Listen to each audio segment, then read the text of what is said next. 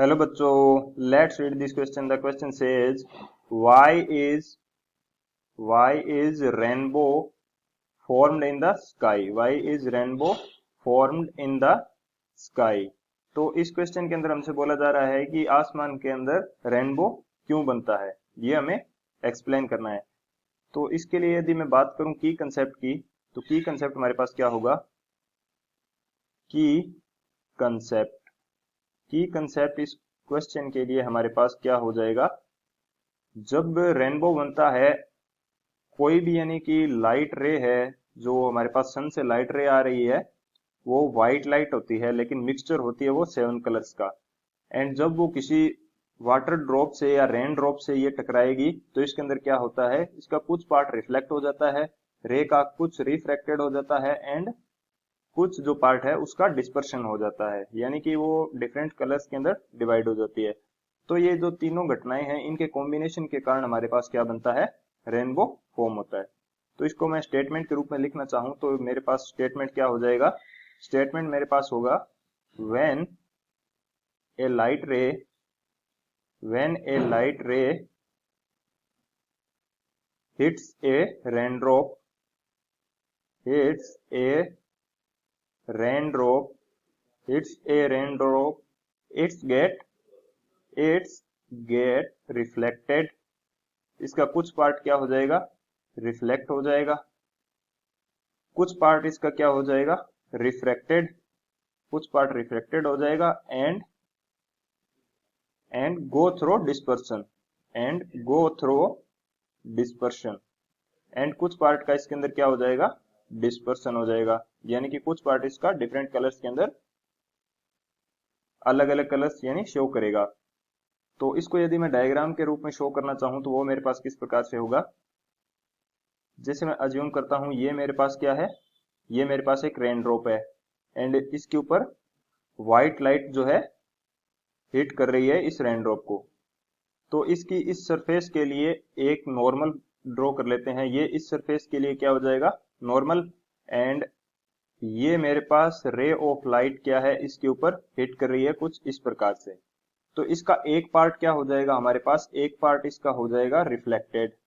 तो इसको मैं शो कर देता हूं कि ये पार्ट मेरे पास क्या हो गया? Reflected part. एंड इसका एक पार्ट मेरे पास हो जाएगा रिफ्रैक्टेड। एंड जो पार्ट रिफ्रैक्ट होगा एंड जो पार्ट मेरा रिफ्रैक्ट होगा वो क्या शो करेगा? डिस्पर्शन। एंड जो मेरा सेकंड पार्ट इसका रिफ्रैक्ट कर रहा था, वो दो कलर्स में क्या होगा? डिवाइड होगा। तो वो किस प्रकार से जाएंगे? इनको मैं शो कर देता हूं कि वो कुछ इस प्रकार से मूव कर रहे हैं, यानी कि ये मेरा एक कलर एंड ये मेरा, बेसिकली मैं दो कलर शो कर रहा हूं, वो डिवाइड तो 7 कलर्स के अंदर हो जाता है, इसीलिए वो रेनबो फॉर्म होता है। तो ये दो कलर्स मैंने शो किए, इसमें ये डिवाइड हो गया, एंड इनके बिटवीन, यानी कि ये दो कलर मेरे पास कौन से हैं? ये दो कलर हैं मेरे पास violet V and red R. And इन दोनों के बीच यानी विबग्योर के बीच के सारे कलर इनके अंदर प्रेजेंट है। तो जब ये सेकंड सरफेस से, ये रेनड्रॉप की सेकंड सरफेस से टकराएंगे ये कलर्स, तो ये यहां से बाहर निकल जाते हैं। तो इस डिस्पर्शन को मैं दूसरी रेनड्रॉप के अंदर शो करता हूं कि वो किस प्रकार से होगा।